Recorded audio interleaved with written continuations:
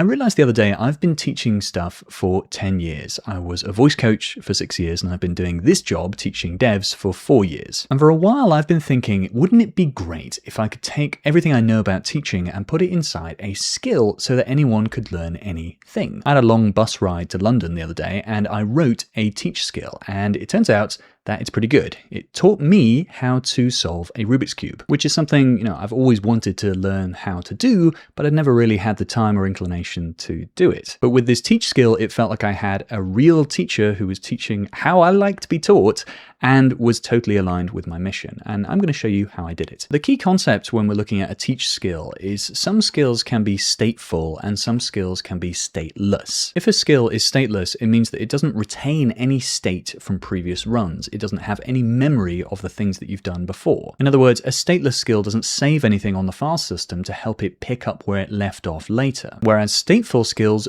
do that. They save things either to the local file system or they save things to MCP servers. They keep notes that they later track. Initially, I was thinking about teach as a kind of stateless skill where you would just say, teach me this thing, and then it would just find some good resources for you and give you like an output that would teach you a lesson about that thing. But I realized that all the good teaching that I do is stateful, where I teach you, I being the teacher, I remember where you've got to, I know what you've learned, I know what you can go to next, and I've got a bunch of great resources that I remember from previous times that I've taught this thing to teach you about it. So I decided that teach had to be a stateful skill. As an example, if you've used my skills repo before, you know that grill me is totally stateless. It just grills you about a topic until you're ready to implement.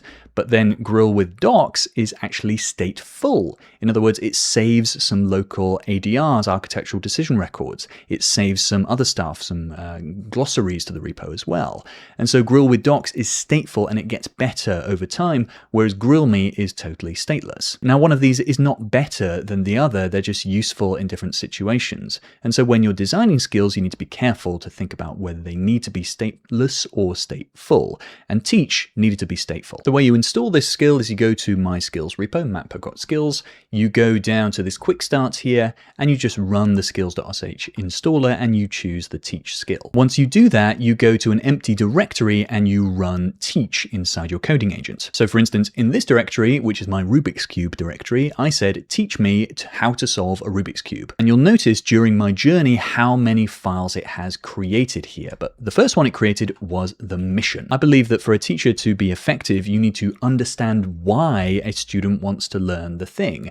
And so I got this skill to create a mission for you. Here it says Matt wants to be able to take a scramble 3x3 Rubik's Cube and solve it unaided at least once. The goal is the achievement itself, not speed, not theory. The next thing it does is it creates a set of resources. So it goes and searches the web for actual primary source, high trust resources that it's going to use to create the lessons out of. It does this on the first pass when you ask it to teach you something, and then it will continue to update these as you go. And then it will create your first lesson for you. And lessons are stored in the lessons folder, and they're numbered like this, and they're all individual HTML files. HTML is just so much richer than Markdown. It allows it to be so much more expressive, so much more interactive, and this is really the core of what makes this such a good learning experience. And here's my first lesson, anatomy, notation, and the white cross. And it basically teaches you just what you need to know at that moment. It gives you diagrams, it gives you very simple explainers, gives you call outs, and it gives you quizzes too. One thing I find really important whenever you're teaching anything is to develop a feedback loop. And quizzes are okay at this. They're basically good if you can't find any richer feedback loop. Again, if we zoom down this, we've got notations, we've got traps, we've got your first skill here. And so it's giving me the knowledge that I need, but also encouraging me to develop the skills I need, which is slightly different, and the skill itself knows that. Once I completed the lesson and I said, yes, I can make the white cross, then it recommended that, or rather recorded that, inside a learning record here. And these learning records are very simple records that the agent creates when I report how I'm doing. So this allows it to keep track of how I'm doing, just like a real teacher, then tailor the next lesson to what I need. Here's another explainer from slightly further down this course. I suppose it's kind of creating a course as we go based on what I need. So this one here, it was, okay, it started to add like little citations now. Again, more quizzes. I mean, I just find this layout really nice to look at and really useful. I was sort of working on the skill as I was building this too, and so I added this little bottom or thing at the bottom. It says it tries to find communities where you can ask questions here. Because sure, you can develop knowledge and skills here, but the only way you're going to develop wisdom about the thing is actually interacting with a community, testing your ideas out in the real world. It also develops reference material for you too. This was something I noticed that I needed. So there's a glossary. This glossary has the anatomy, it has the notation here, it has the solving grip, the daisy, sort of anything like weird jargon that we've learned is going to go into the glossary. This is really useful, especially if you're learning like a coding language using this. It also means that future lessons can be more concise because they're able to reference the term in the glossary and you can look back if you're confused. It also creates cheat sheets for you. So this is a solve card here where it's basically just giving me the entire solve. If I want just a single place to look at how to create or solve a Rubik's Cube, this is the place I can go. And finally, just to explain this notes.md file, this is where the agent can note down any of my preferences, note down any watch outs, and it's just kind of internal note taking for the agent itself. So let's imagine that I sit down to a session and I basically want to fill in the teacher on what I've been doing since I last had a session. So I just say teach, and I can basically complete the Rubik's Cube now, except for the corner cycle, which I've still not quite got into memory. Let's go ahead and see what it says. It starts, of course, because this is an empty context, by checking the state of my teaching workspace. It's checking all of the solve cards, seeing how far I've got to. It's now given me a decent diagnosis for what I'm feeling. It's saying the concept is solid for the corner cycle, which is a particular algorithm, but it's the one that hasn't reached muscle memory. Let me look at the existing memorization lesson and one earlier lesson to match the house style. So we've turned the agent basically into a teacher, and you've got to work with it in the same way that you would any one-to-one teacher. You tell it what problems you're having and it will design lessons to find solutions. The model I'm using here is Opus 4.8 with medium effort, by the way. It's also using a key teaching term here, the zone of proximal development.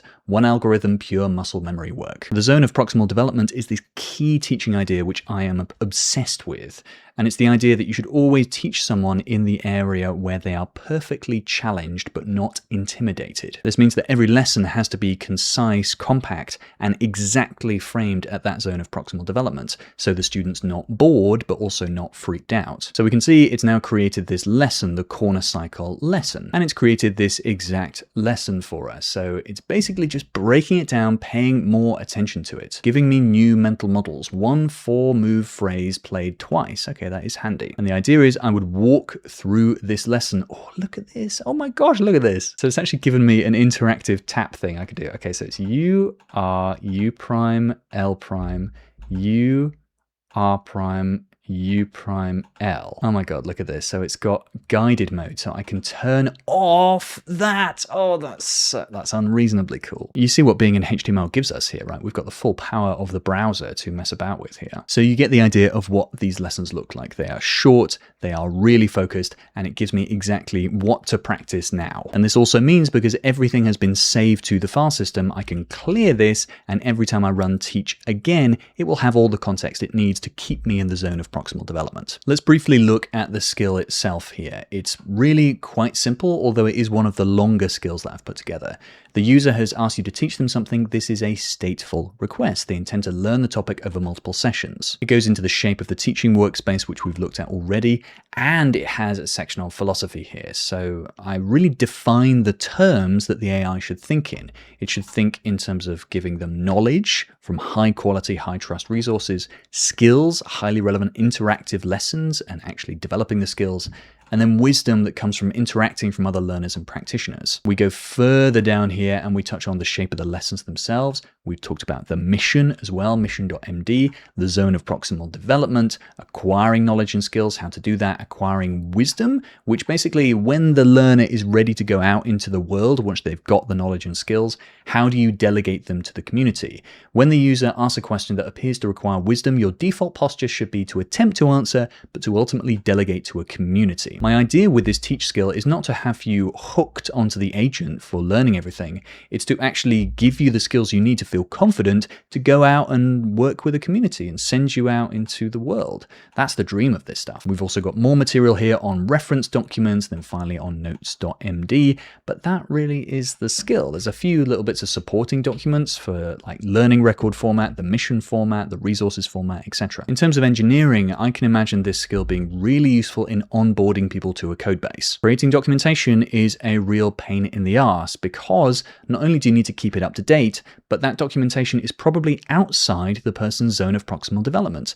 They might have worked with your stack before, they might just need to know the specific problem domain. Or they might have worked with the problem domain before, but they have no idea what TypeScript is or things like that. So you can think of teach here as, you start them off in their own workspace, you point them at the code base, you teach them how to, they learn independently how to work with the code, what the concepts are, and guess what? You've got a productive employee in record time. For me, I'm excited to use this just on my side projects, on having fun, on just learning stuff that I wouldn't have learned how to do before, solving this freaking Rubik's Cube. I might even dig out a bit of old chess material and see if it can teach me some openings. And I wanted to end here by talking about an idea that I've had for a while that I think this teach skill really proves, or rather makes very plain to me, which is that we, the developer community, engineers out there, are the first people to really experience what AI can do on something that it's really good at. AI is currently better at writing code than it is at almost anything else. There are a few exceptions, but really AI is very good at writing code, and developers have an advantage that we're the first people to really get to test AI out on a problem where it's very good at it. This means that we are the first people really in the world, with a couple of exceptions, that get to know AI, that get to build these cool things. And it means that we're the first movers in this new space. We can take the ideas that we develop here, turn them into skills, and start bringing them out to the world. I think that's incredibly exciting, and it's something that I'm going to be exploring more, and this teach skill is kind of the first phase of that. So when you're working with Claude Code or Codex, and you're struggling with it, and you're losing motivation, you think, God, this sucks.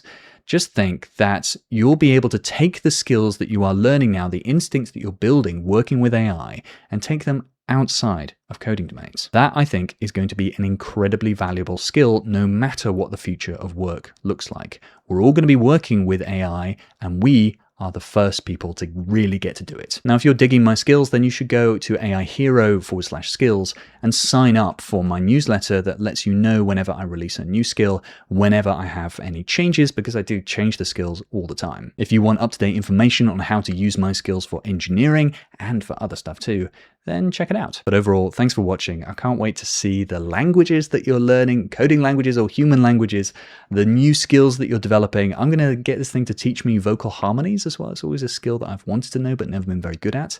And I just can't wait to get using this thing myself and seeing how you're using it too. But overall, thanks so much for watching, and I will see you very soon.